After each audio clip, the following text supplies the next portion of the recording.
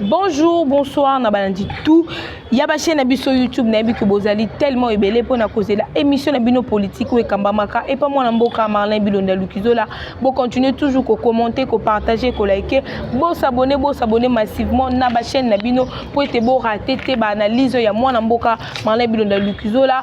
Bon aimer, bon partager, bon benga. Mon numéro de téléphone puis 43 97 10 87 028 puis 43 97 10 87 028. Wana ezali wabino mwana mboka Marlin Bilonda Lukizola. Kaka ndenge toyaka toujours kosola mayo etali politique ya République démocratique du Congo. Lelo toko toucher plus point ya est ya République démocratique du Congo et puis toko lobela mwa ndambu mayo etali Joseph Kabila avec tous ces gens toko beta masolo wana toko mituna boza déjà komituna na banda ko mwana mboka eko sola biso nini mwana mboka amemeli bino nini na mayo etali République démocratique du Congo. Succès, portez-vous bien une fois de plus encore. Bonjour, bonsoir, na balandi tout. Oyo balingaka mwana mboka Marlin Bilonda Lukizola.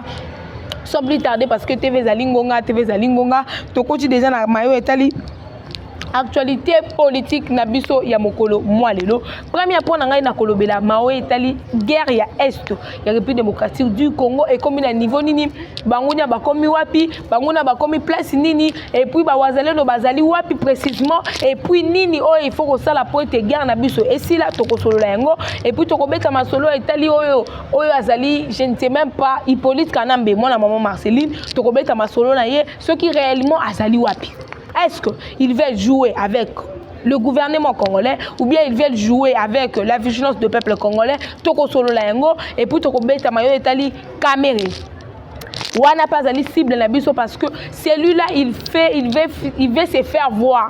C'est comme si celui-là il est intelligent, c'est comme si celui-là il est plus malin. Toko beta pe mliwa ya pape en passant mes condoléances na pape François toko solo la toko na oyo sabino mot de la fin nini oyo atikaki pour être aloba nasuka et puis tokobeta pe masolo ya ambongo objectif na ye ezali nini na République démocratique du Congo. Merci beaucoup tokota kata actualité na biso.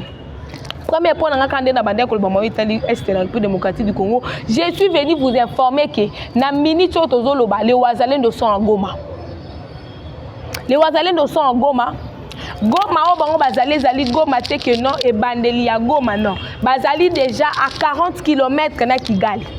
Bazali déjà à 40 km na Kigali. Pourquoi bazali à 40 km na Kigali? C'est parce que ils ont compris que non Paul Kagame et tous ces gens et tous ces combats tout ya Paul Kagame bazali wana pointe koluka comment est-ce que Yako neutraliser, comment est-ce que Yako bebisa, comment est-ce que Yako nuire Naba Congolais. Dans quel sens?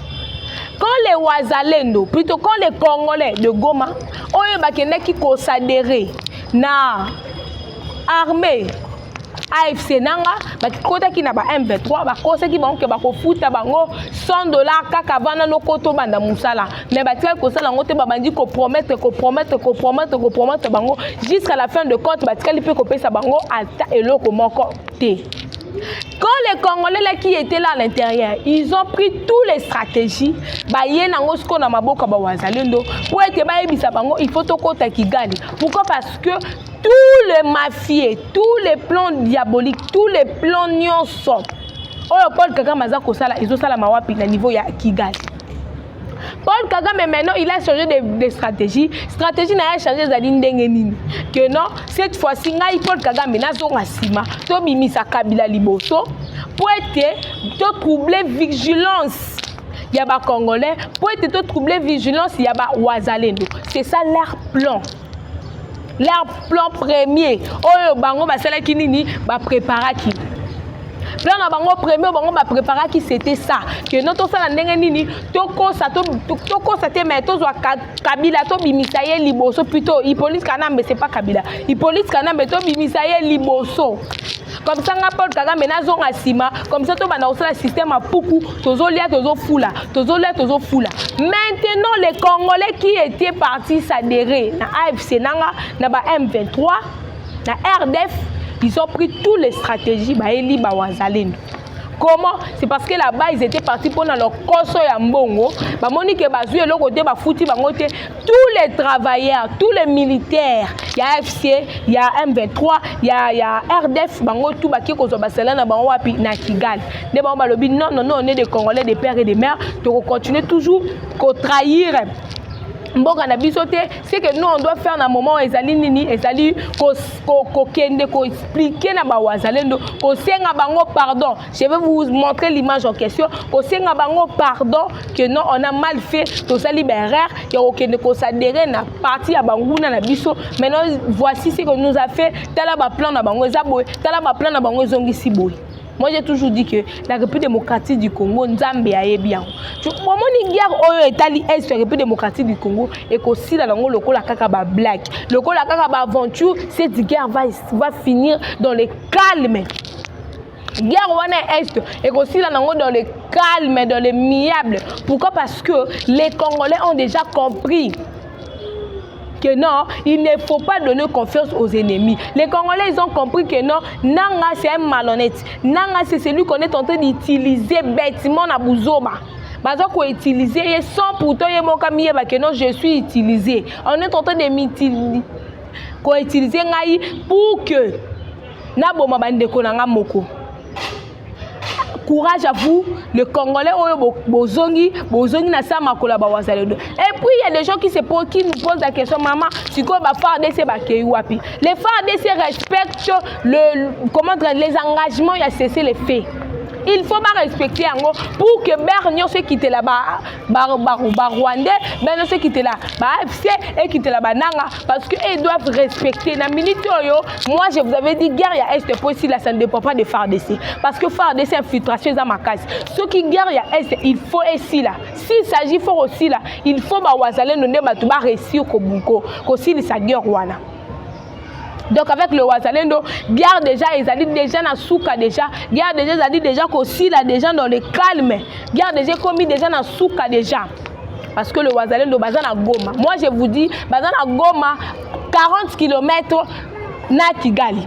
Donc objectif est d'aller kokota Kigali. Parce que Rwanda ko date que armée muteke ko bundisa non. Parce que il faut Rwanda a céder biso ba militaire Rwanda tout. Il faut Rwanda a céder biso ba traître Rwanda tout bazo sala ka keno, ba sali mabe ba ki ko batama na Kigali. Ba sali mabe ba ki ko batama na Kigali. Non on a besoin que ba livrer biso bango.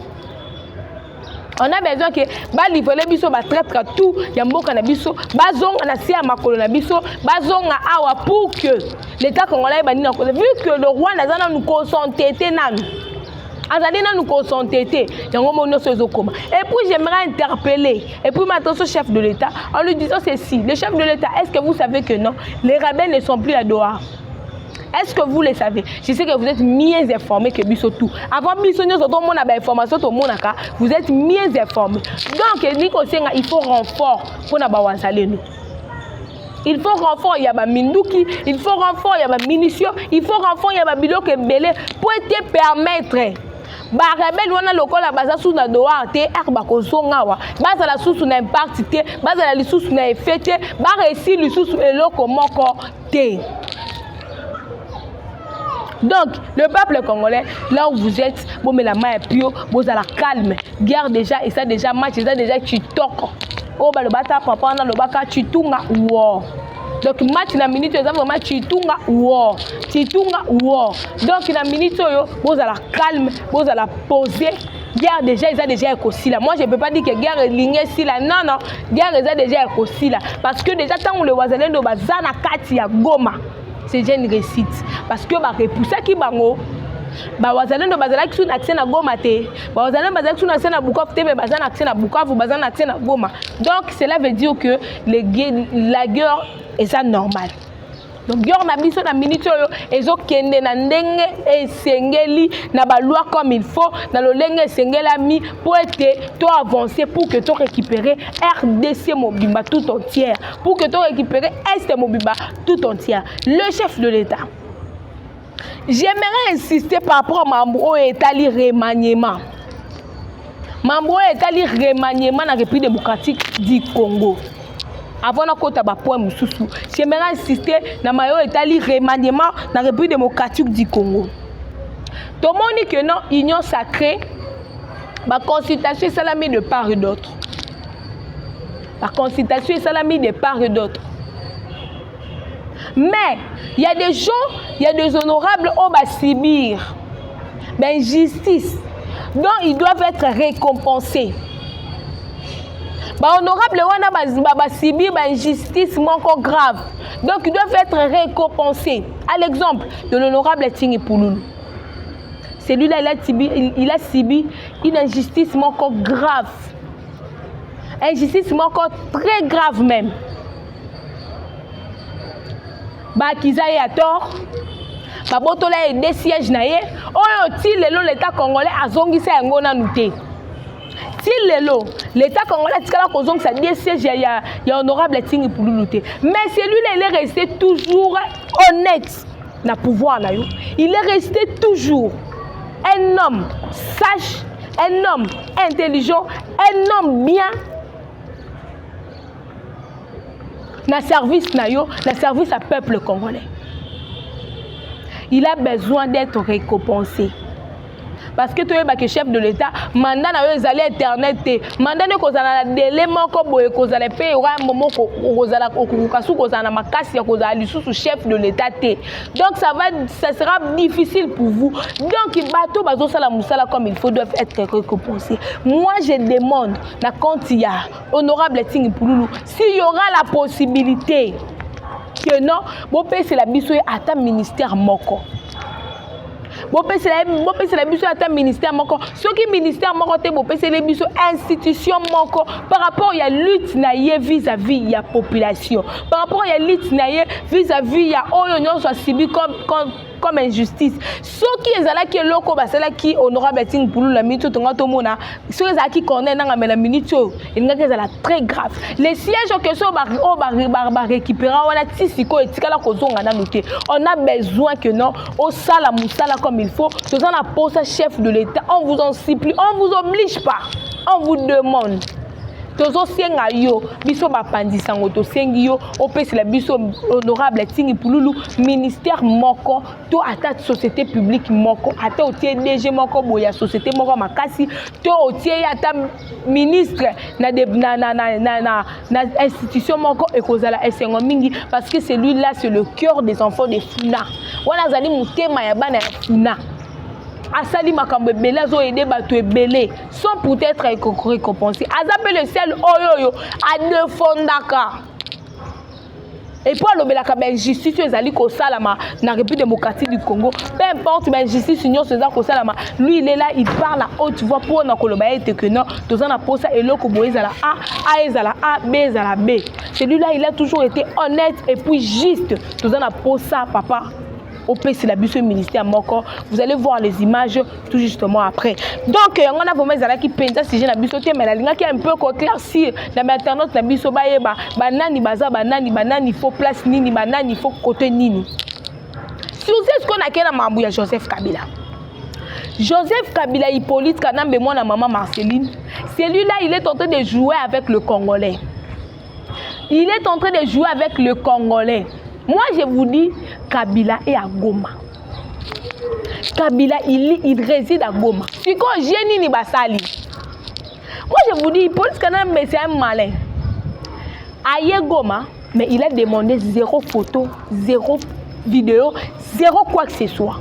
Il est là à Goma parce qu'il y a Kinshasa côté à Makoloté, on va l'arrêter. Il y a un moment qui se résider à Goma. Ba pays tout place surtout tambola ki asenga ba aide pour que ba aider. Place surtout ya senga ki ba aide pour que ba aider ba sungaye. On l'a pas fait ba tikali ko sala yango té. C'est la raison pour laquelle Azam na mini moi je vous dis Azam na Goma. Si ko yo problème ezali nini? J'ai na bango basala les alinini que non ba kangaye photo te basala vidéo moko te bango bazana posa Kabila ye moka koti akiti na Goma a détecté ba wazalé ndo basa place nini plan na bango eza nini bazo préparer nini bazo linga basala nini. C'est par là que non ba yeba comment est-ce que kokoué ça sigo Goma pour la deuxième fois. Moi je suis venu avec les stratégies que non Paul Kagame a tié wana en jeu. né Longona Kabila, ils travaillent en collaboration pour chercher comment est-ce que Goma cette fois-ci elle a tombé comme il faut. Donc moi je vous dis, je vous confirme que non, il est à Goma. Ceux qui bazo Lukao, Bako Sabino, il est à Goma. Azana Goma. Service en renseignement. Votre travail est allé koye baba mouvement. Tout quand je dis que le chef de l'État, gouvernement oh yo yo et ça la kaka et ça la renverser parce que ça les gouvernement moko et ça la musala comme il faut. Et ça gouvernement moko et ça la musala comme il faut. Normalement service en renseignement faut l'ande la ka. Ba entrer tout ya batou, ba sorti tout nana kota qui na 6 heures juste, nana kota qui na 6 heures juste 2 secondes, nana kota qui entre qui sort. Mais awa biso service ne biso renseignement hésite raté. Mutazo kota ndenga bimi, azozonga ndenga bimi sorti nanu ya Kabila. Mutaye bati est-ce que c'est normal? Autorité qu'il était. Ya fuati wana. Comment est-ce que Kobima sénateur a vu abimi na mboka oyo yazali sénateur? Et puis les autorités ne sont pas au courant à quel wapi abimela qui peut place. Est-ce qu'à soit qui avion? Est-ce qu'abima qui na maï? Est-ce qu'abima qui plutôt na voix aérienne? Est-ce que na voix flash? Est-ce que na voix nini oyo Kabila abimela qui? Zéro.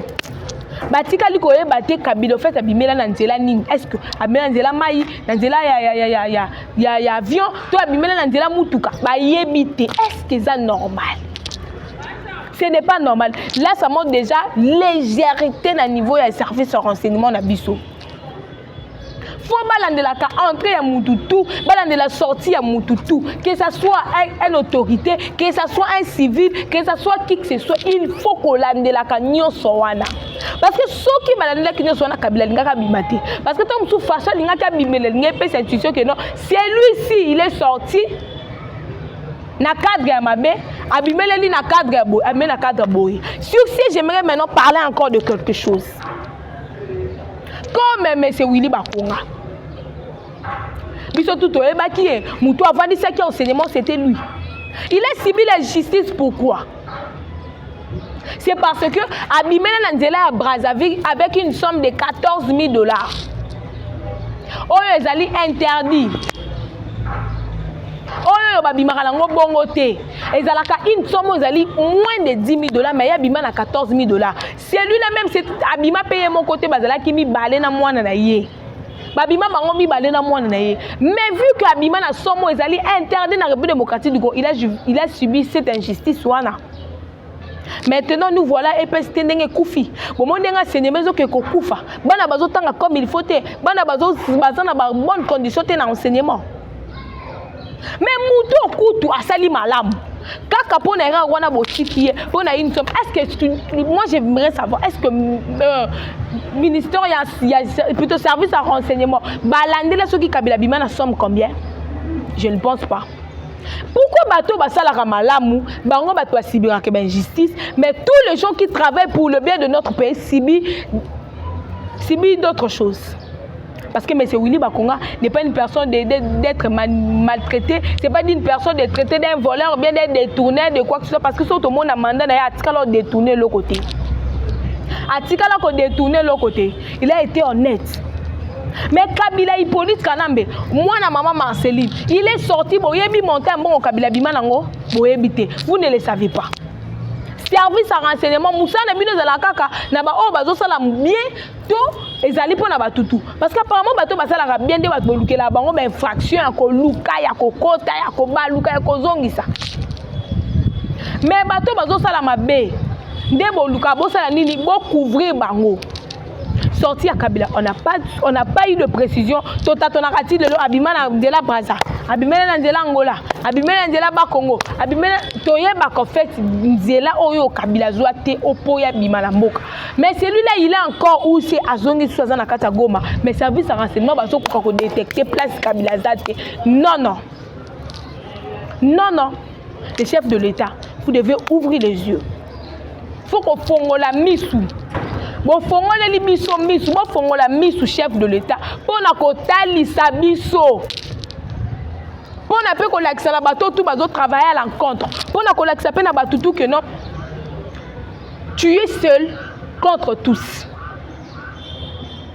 Kabila azana Goma na minute. Kabila réside à ce moment na Goma. Objectif na bango, je le répète, ezali que baza wana pona ko luka ko détecter place nini ba wazalendo baza et puis musa nini ba wazalendo baza ko ça succès.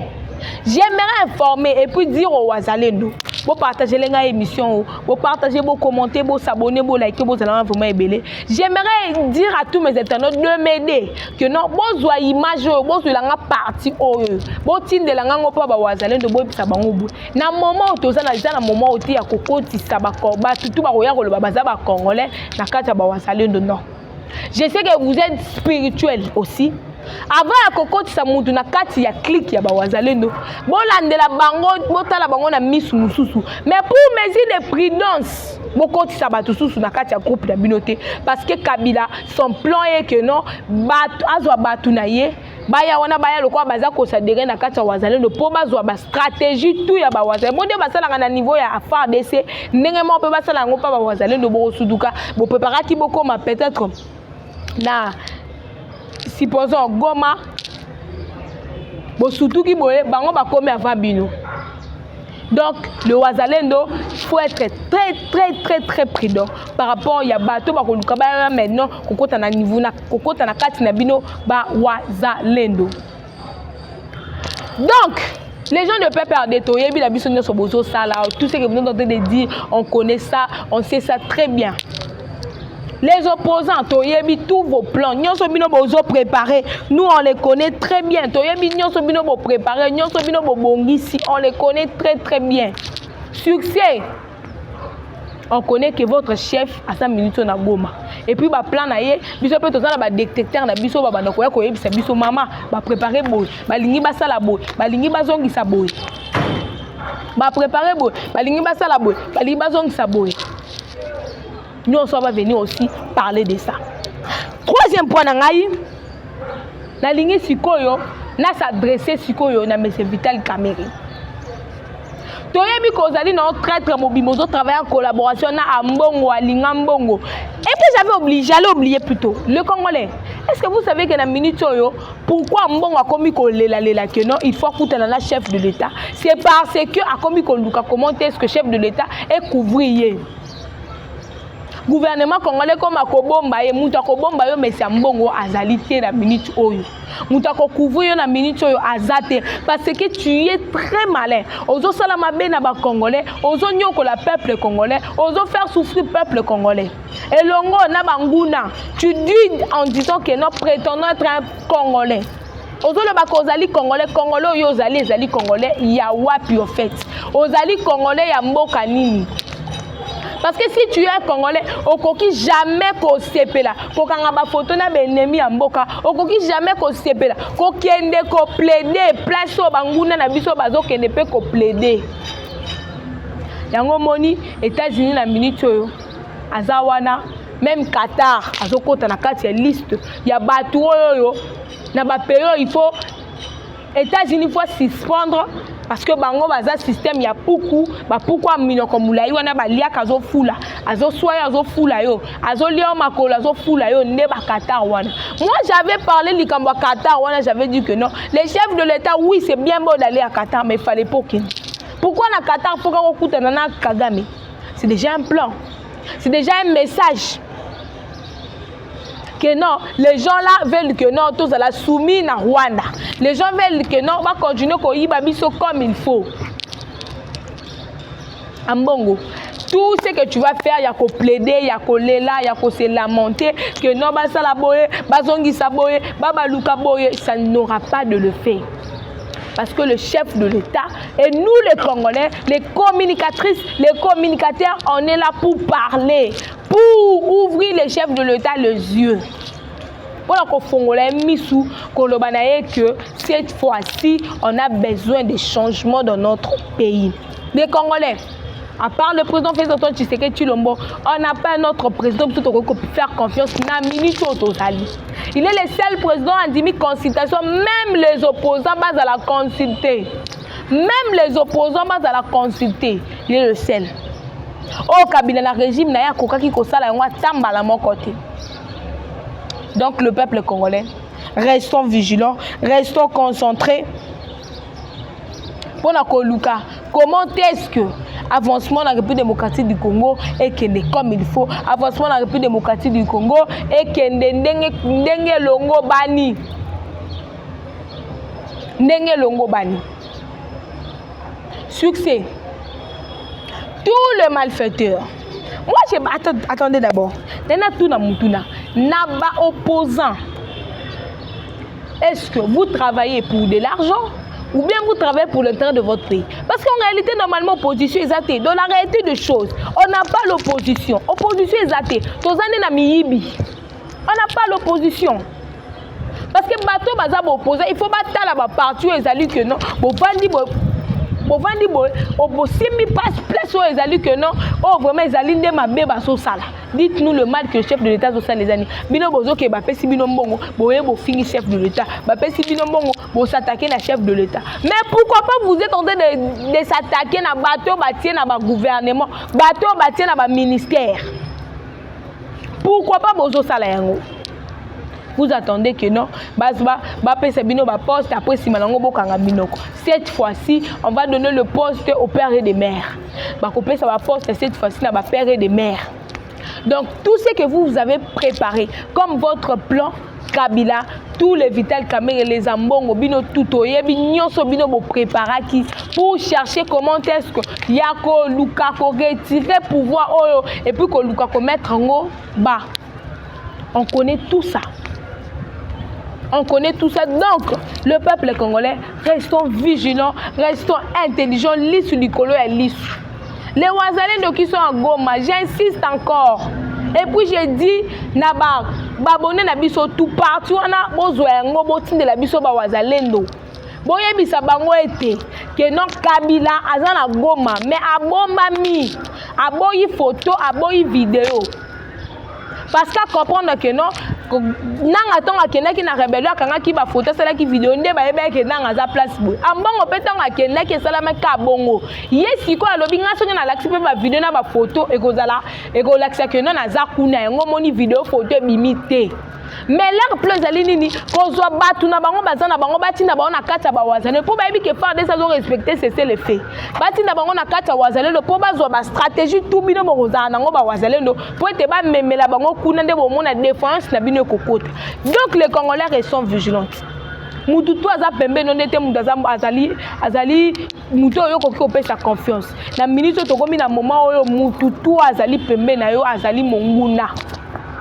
Mututu azali pembe na yo azali monguna. Donc lissu du colo ya lissu, bon commenter, bon partager, bon liker, bon s'abonner massivement na ba chaîne na biso pour te bon rater information na biso te oyo mona mboka pesa kabino chaque fois. Merci beaucoup na balandi na biso tout ka ndenge na zoloba na minute onde tozali boye il faut toyeba que ndenge remaniement zo salama parce que kalaté gouvernement un oyo il faut kende.